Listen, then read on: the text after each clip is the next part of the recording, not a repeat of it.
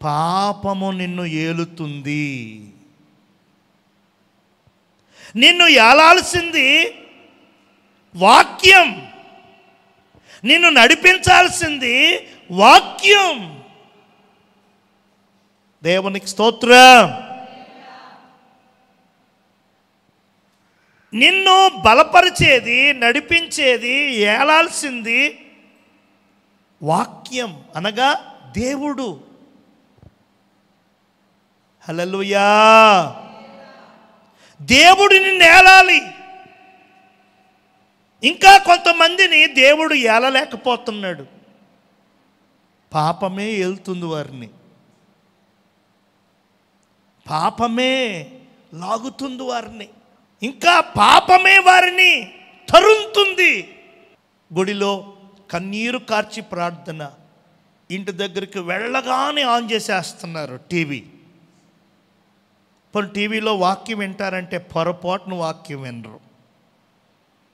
వినొచ్చాం కదండి గుళ్ళో, మళ్ళీ ఇంటికి వచ్చాక కూడా వాక్యమేనా? మరేం కావాలి చెప్పు, ఏం కావాలి? మనలో మన మాట. దేవునికి స్తోత్రం. ఏలుతుంది పాపం.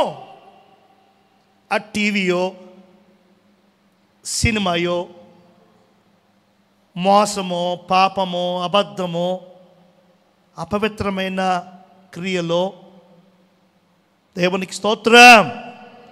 నేను లోతుకు వెళ్ళట్లా, పైపైనే నిన్ను ఏమి ఏలుతున్నాయి? నిన్ను ఏలాల్సింది దేవుడు, నిన్ను నడపాల్సింది దేవుడు, నేను కంట్రోల్ చేయాల్సింది దేవుని ఆత్మ. అబ్బే, దేవుని ఆత్మ కంట్రోల్ చేయనివ్వట్లేదు, దేవుణ్ణి ఏలనివ్వట్లేదు. దేవుని వాక్యము నిన్ను నడిపించేదిగా చూసుకోవట్లేదు. ఎందుకో తెలుసునా? స్థిరపరచబడకపోవటం వల్ల. నువ్వు స్థిరపరచబడితే అది నిన్ను ఏలదు, ఆ తలంపులు రావు. కొంతమంది అందరితో ఉన్నప్పుడు బాగానే ఉంటారు, ఒంటరిగా ఉన్నప్పుడు దొరికేస్తారు అపవాదికి. లోపల ఏవో ఆలోచనలు. అందరితో ఉన్నప్పుడు బాగానే ఉంటారు, ఒంటరిగా ఎవరు చూడని సమయంలో రహస్యంగా వేరే ఫోన్స్, వేరే చాటింగ్, వేరే మాటలు, వేరే ఆలోచనలు. దేవుడు చూస్తున్నాడుగా. అక్కడ మనుషులు ఎవరు లేరు, ఎవరు నిన్ను చూడట్లేదు, కానీ దేవుడు ఉన్నాడుగా. దేవుడున్నా సరే నిన్ను లాగుతుంది అని అంటే ఆ పాపము నడిపింపులో ఇంకా కొనసాగుతున్నావు. స్థిరపరచబడకపోతే మొదటి ప్రమాదం ఏంటో తెలిసిన? పాపం మనల్ని ఏలుతుందండి. పాపానికి మన మీద బలం, పాపానికి మన మీద రాజ్యం ఉంటుంది. దయచేసి పాపం మనల్ని ఏలనివ్వకుండా, పాపము మన మీద రాజ్యం చేయకుండా, పెత్తనం చేయకుండా మనం స్థిరపరచబడదాం. దేవునికి స్తోత్రం. రెండవది, మొదటి తెస్సలోనికీయులకు రాసిన పత్రిక 3వ అధ్యాయం 2వ వాక్యం. ఈ శ్రమల వలన ఎవడునూ కదిలింపబడకుండునట్లు మిమ్మును స్థిరపరచుటకును, మీ విశ్వాస విషయమై మిమ్మును హెచ్చరించుటకును. చాలు తల్లి. పౌలయ్య గారు చెబుతున్నారు సంఘానికి, నేను మీ కొరకు ఒక దైవజనుణ్ణి, నా ఆత్మీయ కుమారుడు తిమోతిని పంపుతున్నా. అతడు వచ్చి మీకు సరిచేసి బుద్ధి చెప్పి మీ విశ్వాస విషయంలో, మీ ప్రార్థనల విషయంలో మీకు అతడు హెచ్చరిక చేస్తాడు. మీరు అతని మాట వినండి, అతని బోధని మీరు తృణీకరించకండి. దేవునికి స్తోత్రం. సంఘంలో ఎన్నో అలజడులు, విశ్వాసుల కుటుంబాల్లో ఎన్నో శ్రమలు, సేవకుల జీవితాల్లో కూడా ఎన్నో. అవన్నీ కూడా తొలగిపోయి మీరు స్థిరపరచబడాలి అని నేను నా బిడ్డని, నా ఆత్మీయ కుమారుని పంపుతున్నాను, జాగ్రత్త అంటాడు. ఇక్కడ మనం నేర్చుకోవాల్సిన సెకండ్ పాయింట్ ఏంటంటే, మనం స్థిరపరచబడకపోవటం వల్ల మనకు వచ్చే ప్రమాదం ఏంటంటే, ఈ లోకములో కొన్ని రకాలైన శ్రమలు, శోధనలు, ఇరుకులు, అవస్థలు, ఇబ్బందులు మనకు వస్తాయి. స్థిరపరచబడనప్పుడు ఆ శ్రమలు, ఆ పరీక్షలు, ఆ ఇరుకులు, ఆ ఇబ్బందులు ఏం చేస్తాయంటే సనిగేటట్లు, గొణిగేటట్లు. దేవుడు ఏం చేశాడు, ఇన్ని వారాలు బట్టి వెళ్తుంటే ఏం జరిగింది, అసలు ఎందుకు వెళ్తున్నాను, నాకు మెంటలా, దేవునికి స్తోత్రం. మిమ్మల్ని ఎందుకులేండి, నన్ను నేను అనుకోండి, నాకు మెంటలా, నాకు బుర్రలేదా, దేవునికి స్తోత్రం అని మనలో మనమే దేవునికి విరోధంగా, దేవునికి ఆయాసకరంగా, దేవునికి దుఃఖం వచ్చేటట్లుగా మాట్లాడేస్తాం. ఎప్పుడు స్థిరపరచబడనప్పుడు. దేవునికి స్తోత్రం, హల్లెలూయా. దావీదు ఏమన్నారు, దేవా నీ కట్టడలు నేను నేర్చుకునేటట్లు శ్రమ నొంది ఉండుట నాకు మేలు. నేను శ్రమలు పడ్డాను గనుక, పరీక్షించబడ్డాను గనుక, నిందించబడ్డాను గనుక, ఎన్నెన్నో అపాయాలు నేను చూశాను కనుక నీ కట్టడలు నేర్చుకున్నాను, నీ జ్ఞానం పొందుకున్నాను. దేవునికి స్తోత్రం. కష్టపడి పైకొచ్చిన వానికి తెలుసండి కష్టం వాల్యూ. కష్టపడి అంచెలంచెలుగా వచ్చిన వానికి తెలుసు. లేక పుట్టాడని ఒక కొడుకుని తండ్రి చాలా గారాబంగా పెంచాడట. అయితే అది అలుసుగా తీసుకొని ఆ కుర్రోడు తల్లిదండ్రులను ఎప్పటికప్పుడు బాధ పెడుతూ, ఎదిరిస్తూ చాలా బాధపడుతున్నాడు. దేవునికి స్తోత్రం. తల్లిదండ్రులకు చాలా చెడ్డ పేరు తీసుకొస్తున్నాడు. రోజుకి 1000 రూపాయలు స్కూల్కి వెళ్తాకి, ఇంకేదైనా సండే వస్తే 2000, 3000. హల్లెలూయా. మొత్తానికి అదంతా నేను చెప్పను కానీ, ఒకరోజు ఇంట్లో నుంచి తరిమేశాడంట తండ్రి. నువ్వు కష్టపడి ఒక 100 రూపాయలు పట్టురా, చిన్నప్పటి నుంచి ఇప్పటి వరకు ఇదిగో నీకు 25 ఏళ్ళు వచ్చాయి, ఇప్పటికీ పని చేయడం తెలియదు. సరే పని చేయకపోయినా ఏదో మేము పని చేస్తున్నాం, సంపాదించాం, శుభ్రంగా ఉంచుకుంటామంటే అది లేదు అని కోపం వచ్చి గెంటేశాడట తండ్రి. కష్టపడి ఒక 100 రూపాయలు పట్టురా అని. సాయంకాలానికి అతడు ఒక 100 రూపాయలు పట్టుకుని వచ్చాడంట. వస్తే దాన్ని తీసి పొయ్యిలో వేసాడంట తండ్రి. అలా చూస్తూ ఉన్నాడట. ఆ తర్వాత తండ్రి అన్నాడట, నేను డబ్బును ఎందుకు కాల్చానో తెలుసా, అది నువ్వు నిజంగా కష్టపడింది కాదు, నీ ఫ్రెండ్స్ని ఎవరినో అడిగి, చేయబోదులు అడిగి తెచ్చావు. నాకు అర్థమైంది, నువ్వు నిజంగా కష్టపడితే తెలుస్తుంది ఆ డబ్బు విలువ, వెళ్ళి కష్టపడి పట్టురా అన్నాడు. తర్వాత రోజు అలాగే తెచ్చాడట. అలాగే తండ్రి నిజంగా కష్టపడ్డాను నాన్న అని అవి కాస్త మసి అయ్యని అంటించుకొని తెచ్చాడట. మళ్ళా చూసి అతనంకు చూసి దాన్ని మళ్ళా చింపేసి పోయలే, ఏం మాట్లాడటం లేదట. 3వ రోజు నిజంగా వాడు కష్టపడి తెచ్చాడట 100 రూపాయలు, నిజంగా పనిచేసి దాన్ని తీసుకుని పొయ్యిలో వేసేసాడంట. అయితే చెయ్యి కాలిపోతుందేమో అని కూడా చూడకుండా పొయ్యిలోకి చేపెట్టేసి ఆ 100 రూపాయలు లాగేశాడంట. అప్పుడు తండ్రి చెప్పాడట, నిజంగా ఈరోజు నువ్వు కష్టపడ్డావు, ఆ కష్టం వాల్యూ నీకు తెలుసు కనుక ఆ ఫలం, ఆ 100 రూపాయలు వచ్చిన ఆ ధనం కాలిపోతుంటే నీ చెయ్యి కాలిపోయినా పర్వాలేదు అన్నట్టుగా నీ కష్టాన్ని, నీ కష్టార్జితాన్ని నువ్వు కాలకుండా చేసావు అని చెప్పాడట. దేవునికి స్తోత్రం. దీంట్లో నేను చెప్పే నీతి ఏంటంటే, కష్టపడితే దాని విలువ వేరండి. దేవునికి స్తోత్రం. కష్టపడి కొనుక్కొని, కష్టపడి సంపాదించుకొని, కష్టపడి దేవుడు ఏమని చెప్పారు, నిశ్చయముగా నీ కష్టార్జితమును నీవు అనుభవిస్తావు. నిశ్చయం ఇది. అయితే ఈ దినాల్లో కష్టపడటం లేదు, కష్టపడటానికి ఎవరు ఇష్టపడటం లేదు. కష్టపడే రోజులు వెళ్ళిపోయాయి. 4 కబుర్లు చెప్పడం, సంపాదించటం. ఏమండి, ఫ్యాన్ కింద కూర్చోవడం, ఏమండి, అక్కడ చేయడం, సంపాదించడం, ఇంకేవో అడ్డదారులు. కష్టం లేకుండా, శ్రమ లేకుండా, చెమటోడ్చకుండా సంపాదించటం. ఇంట్లోనే ఉండి మీరు సంపాదించవచ్చు. ఫోన్ చేయండి అంటున్నారు మనకి, వాట్సాప్లో వస్తున్నాయా? రూపాయి పెట్టుబడి లేదు, రోజుకు 6,000 అంటున్నారు. నెలంతా కష్టపడితే 6,000 కొంతమందికి, రోజుకు 6,000 అంట. ఏమంటే సత్యకొండ గారు వెళ్తామా? దేవునికి స్తోత్రం. కష్టపడకుండా సంపాదించాలి. కష్టపడకుండా చాలా తప్పండి. కష్టం లేకపోతే దాని విలువ మనకి తెలియదు. నేను మీకు చెప్పాలనుకున్న పాయింట్ ఏంటంటే, ఈ విశ్వాస జీవితంలో, ఈ క్రైస్తవ జీవితంలో శ్రమలు, శోధనలు, కొన్ని అపాయాలు, కీడులు, కొన్ని ఇబ్బందులు మనకుంటాయి. ఉండకూడదు అని కోరదు దయచేసి, ఉంటాయి, ఉండాలి.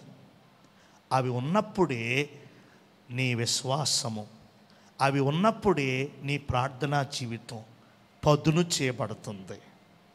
దేవునికి స్తోత్రం. అవి నీ అభివృద్ధికి సోపానాలు లాంటివి. కాబట్టి నీ శ్రమలను, నీ మీదకు వస్తున్న నిందలను, నీ పైకి వస్తున్న అపవాది బాణాలను చూసి నీవు కృంగిపోవద్దు, సణుగవద్దు, గొణగవద్దు, దేవుని నిందించవద్దు, దేవునికి దూరం అవ్వద్దు. అవి నీ అభివృద్ధికి, నీ ఫలానికి అవి ఆశీర్వాద మార్గాలు. ఆమేన్. పౌలయ్య గారు చెప్తారు తన జీవిత సాక్ష్యం, అంతా నా మేలుకే. దేవునికి స్తోత్రం.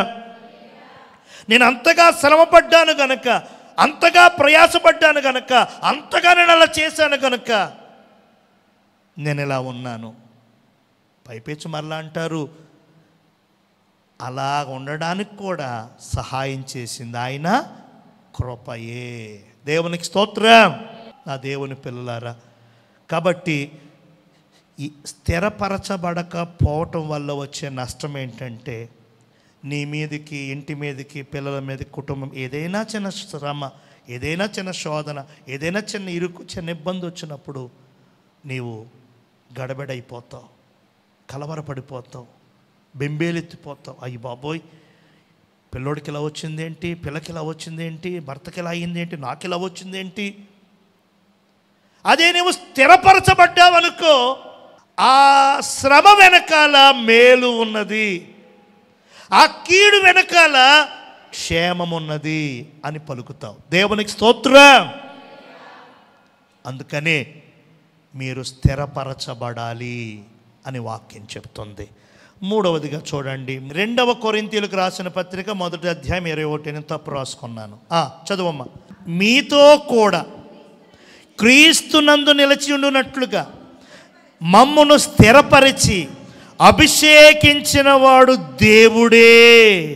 మూడవదిగా, స్థిరపరచబడుట వలన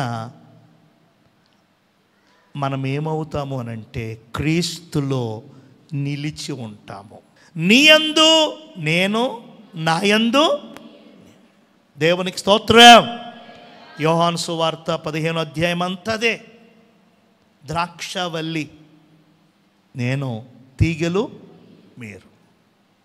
మీరు నాయందు నిలిచి ఉండకపోతే మీరు ఫలించరు. హల్లెలూయా.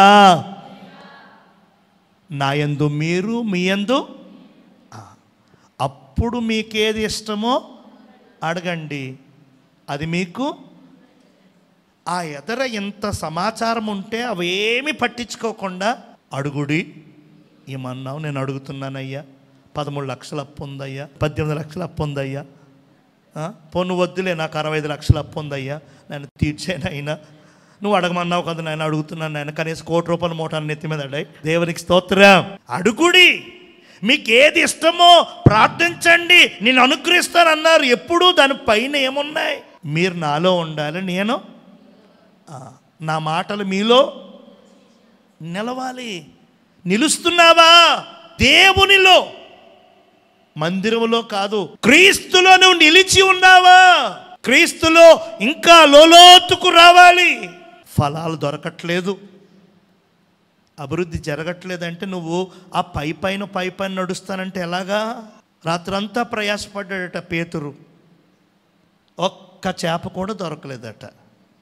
యేసయ్యమన్నారు, పాపం అతను వంక చూసి జాలిపడారు. రే, నీ దోణిను లోతుకు నడిపించన్నారు. కాదనకుండా, లేదనకుండా ప్రభు చెప్పినట్లుగా ఆ మాటకు విధేయత చూపి తన దోణిని లోపకు నడిపించాడు. దేవునికి స్తోత్రం. రాత్రంతా ప్రయాసపడ్డామయ్యా, ఒక చేపైనా దొరకలేదు. కానీ నీ మాట చొప్పున అలా వేసాడండి. వల పిగిలిపోయన్ని చేపలు సంపాదించాడు. దేవునికి మహిమ కలుగును గాక. పైకడ కాదు, కేవలం హాజరైంచుకున్నానా అన్నట్టుగా ఉన్నారు కొంతమంది. మందిరములో నిలిచి ఉండడం కాదు, క్రీస్తులో నిలిచి ఉండాలి. క్రీస్తులో రక్షణ పొందేస్తే అయిపోయినట్టు కాదు, బాప్తిసం తీసుకేసుకుంటే అయిపోయినట్టు కాదు. కొత్తగా జన్మించావు.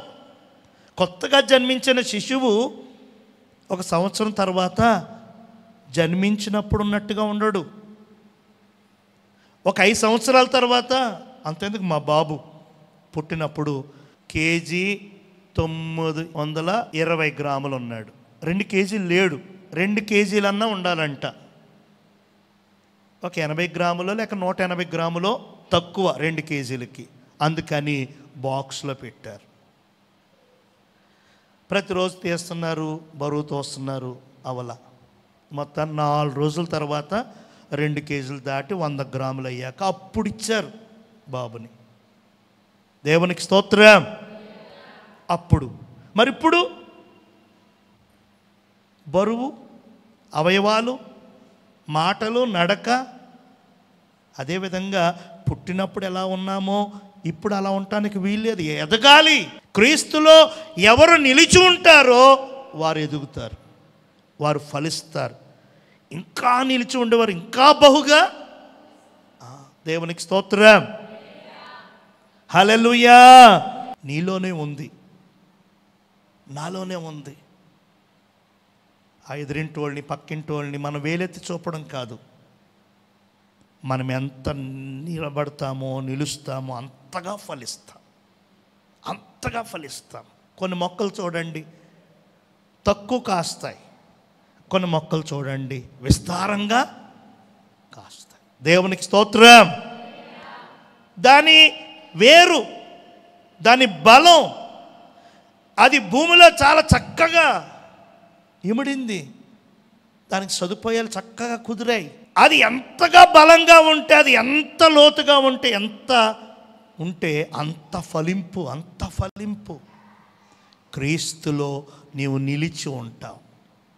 స్థిరపరచబట్టు వలన లాభం ఏంటంటే, స్థిరపరచబడలేదు క్రీస్తులో నిలవో.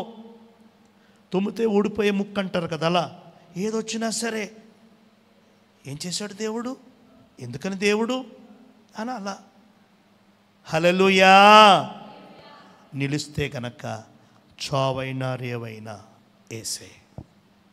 ఇచ్చినా దేవుడే, ఇవ్వకపోయినా దేవుడే, బ్రతికించిన దేవుడే, చంపివేసిన దేవుడే. నిలిచి ఉన్న వారిలో ఉన్నటువంటి మాటలు అవి. ఎటువంటి మాటలు వస్తున్నాయి మన నోటంట? నిలిచి ఉన్న మాటలు వస్తున్నాయా? చివరికి ఇంకొక మాట చెప్పేసి నేను ముగిస్తాను. కీర్తనల గ్రంథం 37వ అధ్యాయం 23వ వచనం. స్థిరపరచబడును వాని ప్రవర్తన చూచి. అది దేవుడు ఆనందిస్తాడట. ఎప్పుడు? నీవు స్థిరపడటం చూసినప్పుడు, నీవు స్థిరపడినప్పుడు తండ్రి అయిన దేవుడు చూచి ఆనందిస్తాడు. తండ్రి అయిన దేవుడు సంతోషపడతాడు. పరలోకపు తండ్రి నవ్వుతాడు, పులకరించిపోతాడు. హల్లెలూయా. మరి యేసయ్యను ఆ విధంగా మనం నవ్విస్తున్నామా? యేసయ్యకు ఆనందాన్ని, యేసయ్యకి సంతోషాన్ని, దేవునికి మహిమను, కీర్తిని, ఖ్యాతిని తీసుకొస్తున్నామా మనం? హల్లెలూయా. ఇంకో మాట కూడా చూపిస్తాను. 112వ కీర్తన 7వ వాక్యం. వాని హృదయము యెహోవాను ఆశ్రయించి స్థిరముగా ఉండును, వాడు దుర్వార్తకు, గట్టిగా స్తోత్రం చెప్పండి, హల్లెలూయా చెప్పండి, దుర్వార్తకి జడియడు. దుర్వార్తకి యోబు జడిశాడండి. ఊజు దేశములో మహాధనవంతుడు, శ్రీమంతుడు, ఒకానొక రోజున పిల్లలు 10 మంది చనిపోయారని, గొడ్లు, పశువులు, మందలన్నీ కూడా తెగులొచ్చి చచ్చిపోయాయని, పంటంతా కాలిపోయిందని, గోదాముల్లో ఉన్నటువంటి బస్తాలన్నీ తగలడిపోయాయని, ఇల్లును లూటీ చేశారని, 1 by 1 వార్తలు. ఇంచుమించు 7 రకాలైన తెగుళ్లతో, 7 రకాలైన దుర్వార్తలతో అతను చుట్టుముట్టేస్తే చివరిగా అన్నాడు, యెహోవా ఇచ్చెను, యెహోవా, దేవునికి స్తోత్రం. దేవుడిచ్చాడు, దేవుడు తీసుకున్నాడు, దేవునికే స్తోత్రము అన్నాడు. మనమేమంటాం? అసలు యోబుని చూడటానికి వచ్చిన స్నేహితులే ఎన్నెన్ని మాటలు అన్నారు. పలకరించుదామని వచ్చారు. అయ్యో ఇంతలా అయిపోయిందంట యోబు జీవితం, ఇలా అయిపోయాడంట, చూసొద్దాం రారా అని చెప్పి ఒక 5-6 కలిసి వచ్చారు. వచ్చేటప్పుడు బాగానే వచ్చారు. చక్కెరకేడు అట్టిపళ్ళు, దానిమ్మకాయలు పలకరించడం బాగానే వచ్చారండి. టీలు ఇచ్చారు, తాగారు, టిఫిన్ పెట్టారు, తిన్నారు. ఆ తర్వాత అంటారు, నువ్వేదో చేసావు. ఫస్ట్ ఏమన్నారు? నెంబర్ 1 యోబు నువ్వు, సూపర్ యోబు నువ్వు, ఎంత శ్రమ వచ్చినా సరే నువ్వు చలించలే, చూసావా, సూపర్ నువ్వు అన్నారు. అలా స్టార్ట్ చేసి చివరికి వచ్చేసరికి ఏమన్నారు తెలుసా? నీవు దేవునికి ఏదో చేసావు, అందుకని నీకు ఎంత కీడు వచ్చింది. ఊరికినే వచ్చిందా? ఇంత శ్రమ, ఇంత కీడు, ఇంత బాధ, ఇంత వేదన, అమ్మా ఒక్కడికి కూడా రాకూడదు. అంత వచ్చిందంటే నువ్వేదో తేడా చేసావు. పలకరించుదామని వచ్చి బాధలో ఉన్నా, శ్రమలో ఉన్నా అతని మీద మళ్ళీ నిందలేసి, దేవుడు అన్యాయం చేశాడు నీకని చెప్పి, తర్వాత నువ్వే ఏదో చేసావని చెప్పి, దేవునికి స్తోత్రం. చివరికి శాపనార్థాలు ఎట్టేశారంటే యోబుని. చెప్పండి, వాళ్ళు పలకరించడానికి వచ్చారు కదా, యాపిల్ పళ్ళు, దానిమ్మకాయలు, చక్కెరకి ఇళ్ళు అట్టుకుని వచ్చారు కదా, వాళ్ళే 4 రోజులు ఉండి టీలు టిఫిన్లు తిన్నాక ఏం చేశారు? శాపనార్థాలు పెట్టేసి వెళ్ళిపోయారు. దేవునికి స్తోత్రం. మొదట్లో అలాగ ఉంటాయండి లోకపు ప్రేమలు. మొదట్లో అలాగ ఉంటాయి. వాళ్ళున్నారు, వీళ్ళున్నారని మనము చక్కగా ఉంటాం. ఎవరైతే నిన్న చేయి తట్టారో వాళ్ళే చేయొచ్చుకుని లాగేస్తారు కిందకి. దేవునికి స్తోత్రం. కనుక దుర్వార్తకి జడియలేదు. దేవుడు ఇచ్చాడు, దేవుడు తీసుకున్నాడు. యెహోవా నామమునకే హల్లెలూయా, హల్లెలూయా. నా దేవుని పిల్లలారా వినండి,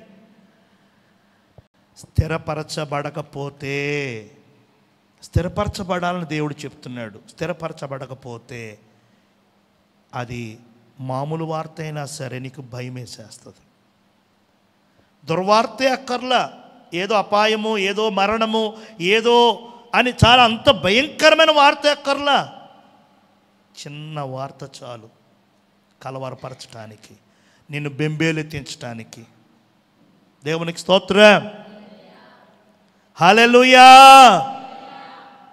ఎన్ని చూడట్లేదు మనం వార్తల్లో, ఎన్ని చూడట్లేదు మనం.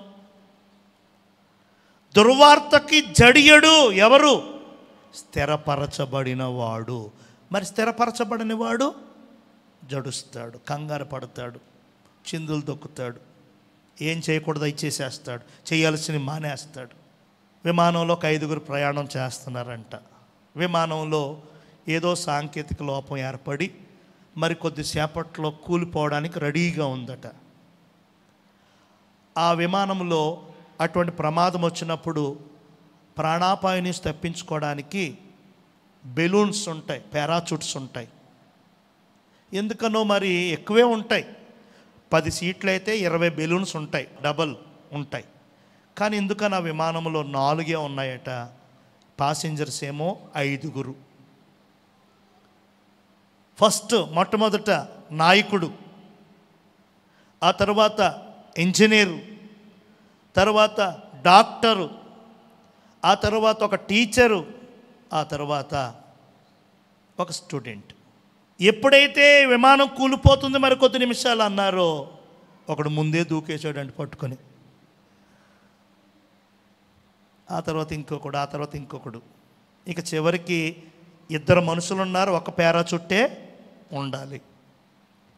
అప్పుడు మాస్టర్ అన్నాడంట, నాన్న నాకు అన్నీ అయిపోయే, పెళ్ళి పిల్లలు అంతా, ఉద్యోగం కూడా అయిపోయింది, ఇంకో సంవత్సరం 2 సంవత్సరాలు రిటైర్డ్ అయిపోతాను, 60 సంవత్సరాల దగ్గరికి వచ్చేస్తే నీవు మంచి భవిష్యత్తును చేరుకునే విద్యార్థివి నీవు, కాబట్టి మిగిలినటువంటి ఆ పారాచూట్ వేసుకుని నువ్వు దూకి అమ్మా, పని చనిపోతే చనిపోతానంటే ఆ పిల్లోడు అన్నాడట, సార్ ఇద్దరం దూకొచ్చు, మనకి ఇద్దరికీ సరిపడా 2 పారాచూట్లు ఉన్నాయి. అదేంట్రా 4 ఉన్నాయన్నారు కదా. అవును సార్ 4.